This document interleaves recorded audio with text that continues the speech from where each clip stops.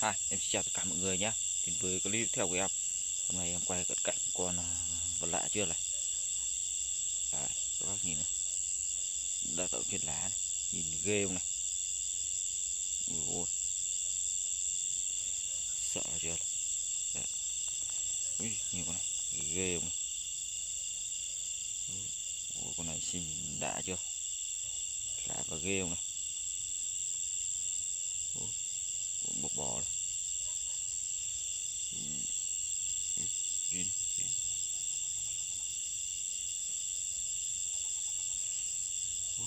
đã chưa. Ghê. Ui, ghê không này các bác. Đẹp không. Để đang bò bò gì. Nhìn lạ chưa này.